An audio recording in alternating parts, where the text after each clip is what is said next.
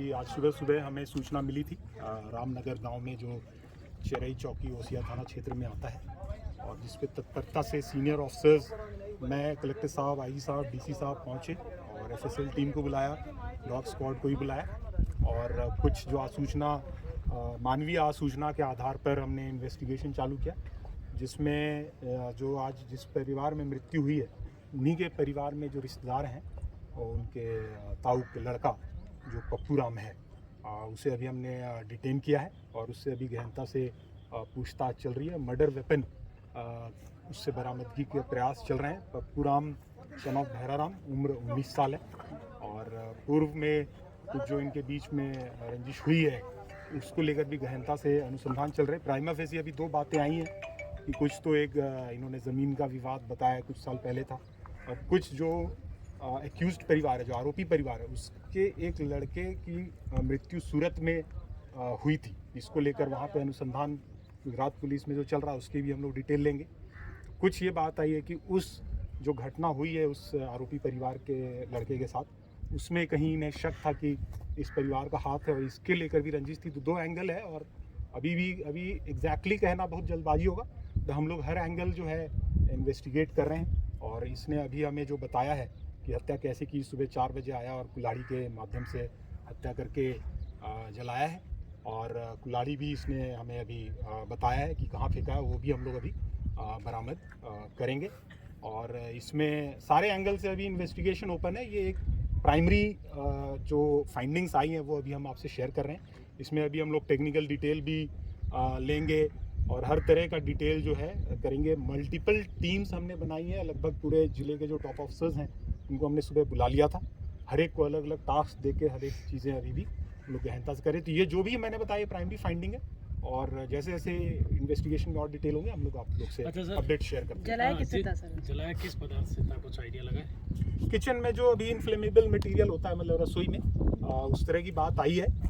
उसमें भी अभी उससे हम लोग बरामद करेंगे अगर कोई ज्वलनशील पदार्थ उसके पास। सर पप्पू राम आया था तो पप्पू राम बाहर कौन सो रहे थे, पहले किसको मारा, फिर अंदर गया, कैसे क्या थी पूरा? बाहर जो दोनों वृद्ध महिला और पुरुष थे उनको मारने की बात बता रहा है, और अंदर वो जो उनकी बहू सो रही थी उसको मारने की बात बता रहा है, और फिर बच्ची को भी उनके साथ जलाने की बात अभी बता रहा है। बट मैं बार बार आपसे ही कह रहा हूँ, ये हमारी प्राइमरी फाइंडिंग्स हैं।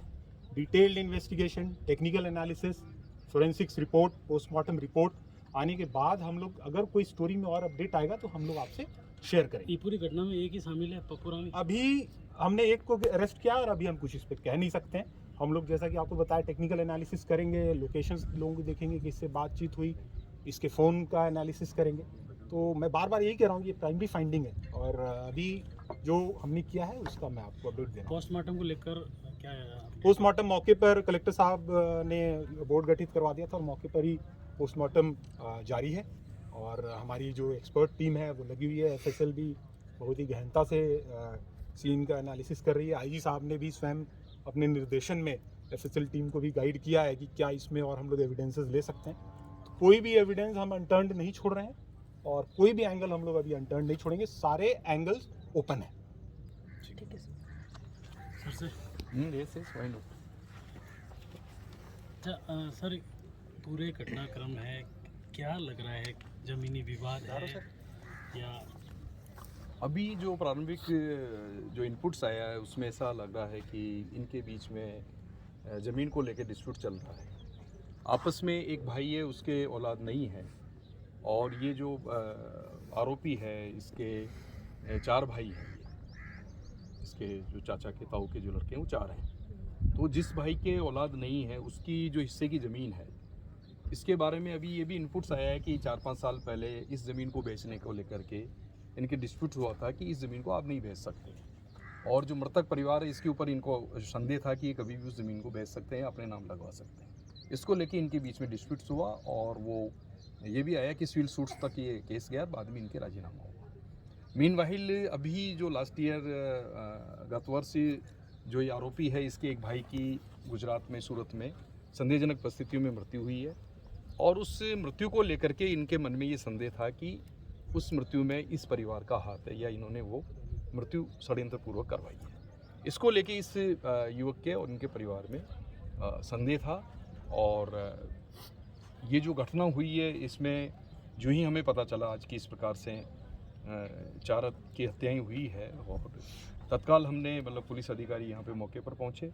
हमारी जो साइंटिफिक टीम है, एफएसएल की टीम है, हमारी डॉग स्क्वाड है, सबको तत्काल यहाँ पे भेजा गया। हमारे एसपी साहब और चुनिंदा जो पुलिस ऑफिसर हैं वो तत्काल मौके पर पहुँचे और हमने कड़ी से कड़ी जोड़ने का काम अभी हमारा चल रहा है और ये केस बिल्कुल क्रिस्टल क्लियर है, पर्दाफाश हो गया है लगभग।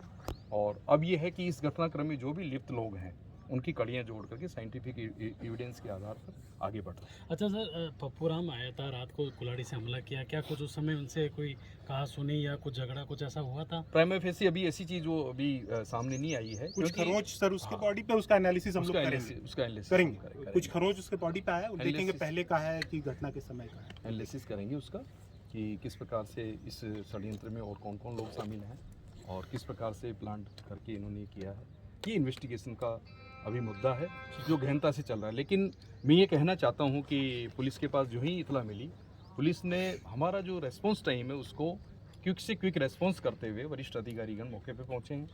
साइंटिफिक इन्वेस्टिगेशन एक सबसे बड़ी कड़ी होती है, उसके लिए हमने हमारी एफएसएल की टीम और हमारा डॉग स्क्वाड तत्काल यहाँ पे मूव करवा के यहाँ पे पहुँचा है। सभी हमारे चुनिंदा पुलिस ऑफिसर हैं जो कि इन्वेस्टिगेशन का अच्छा अनुभव रखते हैं, उनको सबको इसमें साथ में लगाया है और जिला प्रशासन की तरफ से भी वरिष्ठ अधिकारी यहाँ पर पधारे हैं। जिला कलेक्टर तत्काल यहाँ पे पहुँचे हैं और डिविजनल कमिश्नर साहब भी यहाँ पहुँचे हैं और अब हमारी यही अपील है कि पुलिस अपना काम कर रही है और कानून व्यवस्था बनाए रखने में पुलिस का सहयोग करें। अनावश्यक जो भ्रम फैलाया जा रहा है या जो लोगों को उकसाने का काम किया जा रहा है वो नहीं होना चाहिए। शांति व्यवस्था में सहयोग करना चाहिए। Thank you sir.